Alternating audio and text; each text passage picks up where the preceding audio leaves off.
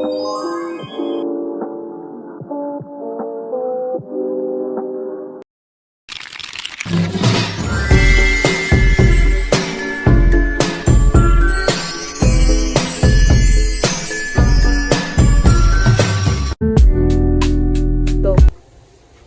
what motivate you to become a entrepreneur? Or ano yung nagbigay sa inyo ma'am ng inspirasyon para maging isang ganap na negosyante? Wala ako motivation, passionate. Passionate siguro yun sa ano, ang tawag dito parang hilig ko talaga sila ng bata. Kung saan kasi lumalabas yun sa mga kabataan, kung saan hilig nila. So parang hindi ano na lang, na tinuloy-tuloy ko na lang. Tapos kinuha ko yung kurso na para sa negosyo, marketing. Hindi ako nag-entrap. Kasi naniniwala ako pag marunong ka mag-market, kaya mo maging negosyante. What do you think are your characteristics and competencies that made you a successful entrepreneur? Or anong mga katangian at kakayahan mo ang nagbigay sa iyo ng tagumpay bilang isang negosyante? Siguro magaling ako mag-market. Alam ko yung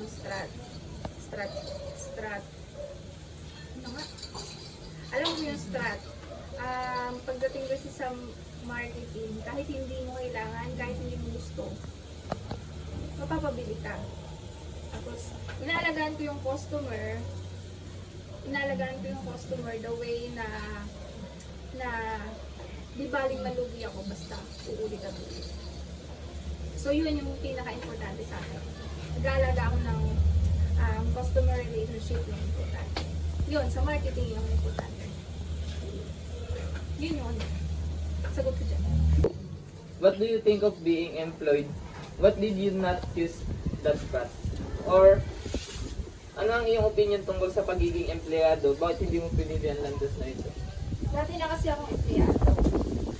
Sa mga unang mga naging trabaho, naging empleyado ako. Siyempre, wala naman akong pera, wala akong pagkukunan ng pangnegosyo. So, kailangan mo munang maging empleyado.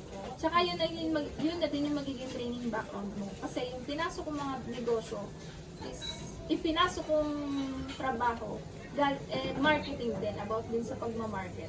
So, para magiging training background mo din yun. Naging training background ko din yun. Tapos, lalo ako naingganyang maging negosyante. Sa pagiging empleyado, sasahuran ka lang kasi niyan. Hindi mo mamaliitin yun. Kumbaga, bubuhayin ka kasi nun, pagiging empleyado. Bubuhayin ka ng sweldo ikitain mo. Sa pagiging negosyante, para sa'yo lahat. Oras mo, pera mo, cash flow mo, vision, lahat nasa sa'yo. Ngayon, pinili ko maging negosyante. Kasi yun na talaga yung pangarap ko maging negosyante. Yung pagiging empleyado ko, pagkatrabaho ko, is naging paraan lang yun para makapag-ipon ako ng pera, para ibang simula ako. Kasi hindi ka pahihiramin ng bangko, hindi ka pahihiramin ng ibang tao ng pera para magsimula ka ng negosyo. Hindi ka pahihiramin ng bangko kasi wala ka pang napapatunayan. Pag may napatunayan ka na, saka ka palang pahihiramin ng bangko. Kaya, kailangan mo na maging empleyado, magtrabaho, bago ka maging negosyante. Not unless, meron kayong hereditary o may inherit na pera na ipapamana ng magulang, makuha mo, pwede ka magnegosyo agad. Pero kasi pag may negosyo sa una talaga, puro lugi. Kaya, yung i-risk mo, yung sarili ng pera, magtatrabaho ka muna. Yun. Ma'am, thank you po sa binigay niyong oras. Maraming salamat po. Thank you then! What motivated you to become an entrepreneur? Ano yung nag-motivate sa akin sa pagiging entrepreneur? Ayun, tinagalo ko na ha! Siguro ang nag-motivate sa akin sa pagiging negosyante, yung pamilya ko. Kasi ang pamilya ko kasi, namulat kasi ako sa yung father ko, sila, fish dealer, ice dealer, diba? Siguro sila yung nag-motivate sa akin, tapos sila yung naging inspiration ko kung bakit nagpunta tayo ng ganitong negosyo. At sila din ang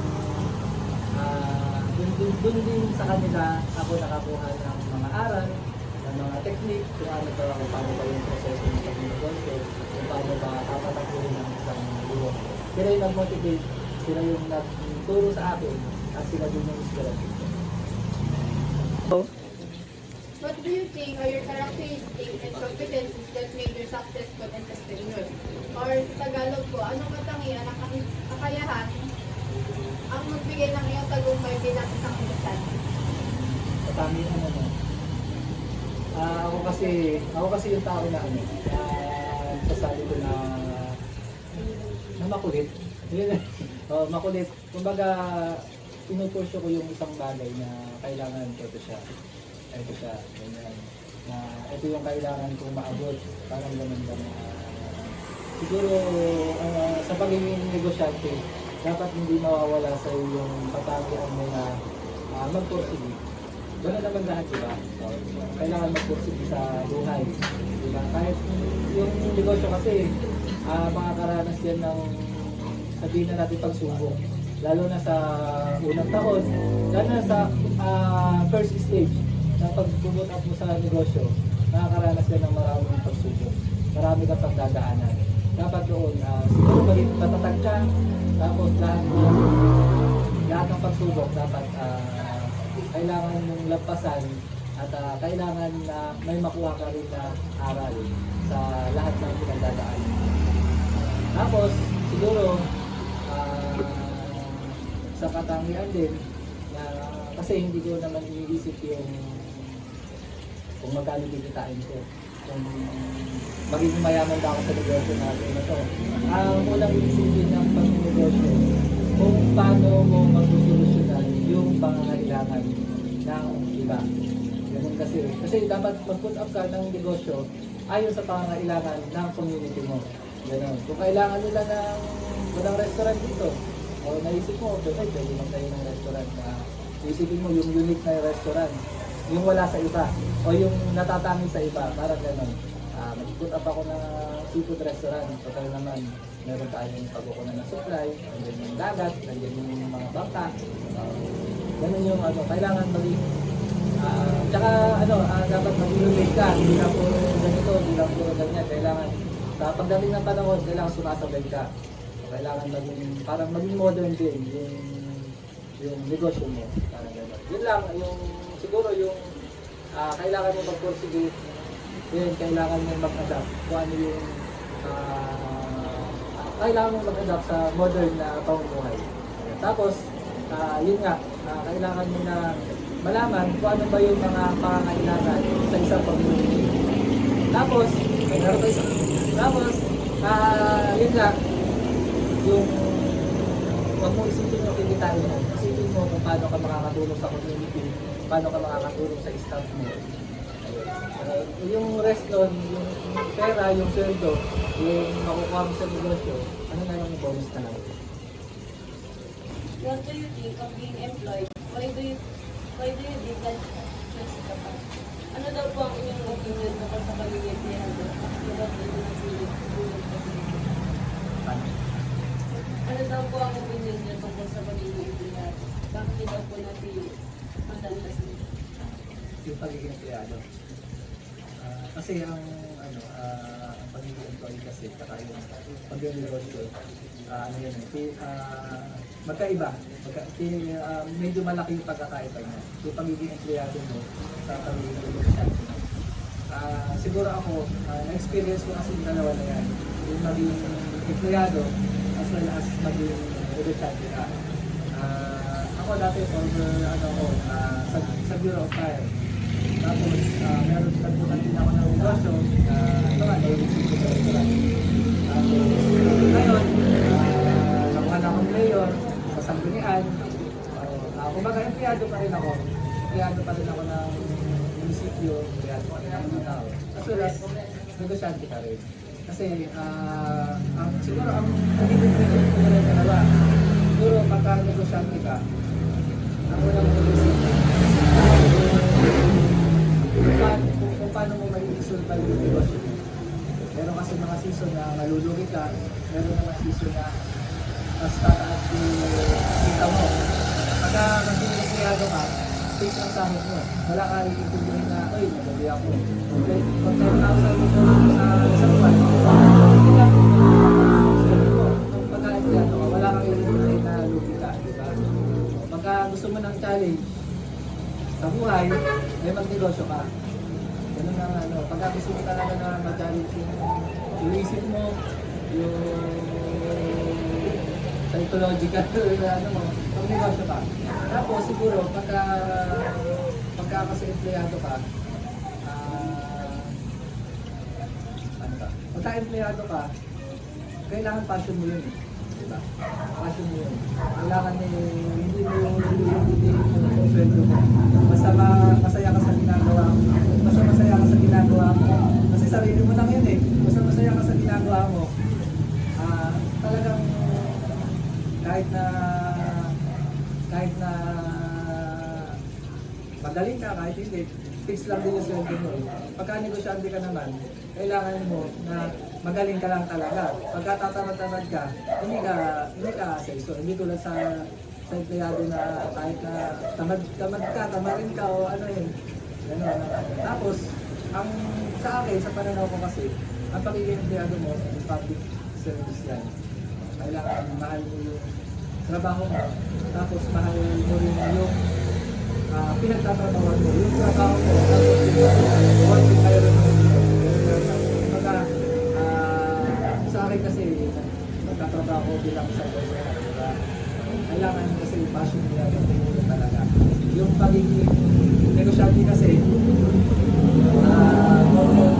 sa kita mo, isa-settle mo na lang yung sarili. Parang ganyan yung naging dito sa negosyo. Yung empleyado kasi, hindi mo pwedeng gawing negosyo. Parang gano'n. Empleyado ka, tapos gagawin ng negosyo yung trabaho mo yun. Hindi, kailangan magka-empleyado ka, lahat ng trabaho mo. Tapos, mahal mo yung ginagawa.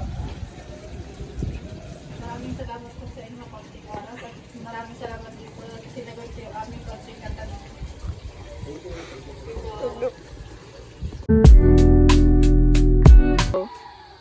Ma'am, bali good afternoon po.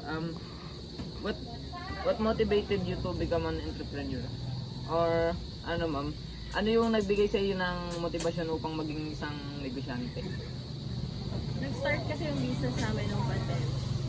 So, as I have observed, medyo walang masyadong business dito nun eh. Walang kainan, walang masyadong mga kabataan nagpo-pursue ng business. So, ayun, nag-start ako mag-business para for income din. Kasi nga, yung trabaho ko dati is sa Manila. So, umuwi ako dito na wala. Kasi nga, nag-quit ako sa job ko. So, ngayon, nag-start ako ng business. What do you think are characteristics and competencies that you made a successful? Ano ang mga katangi at kakayahan mo ang bibigay sa iyo ng tagumpay bilang isang negosyante? Unang-una, kailangan marunong ka mag-take ng risk sa negosyo. Kasi syempre, pera mo, pagod mo, tapos yung syempre, i-aano mo rin doon, anong tawag dito? Kailangan din ng creativity mo. Syempre, oras mo din yan. Tapos, sa marketing, kailangan ABM ba kayo? HU po. Ano?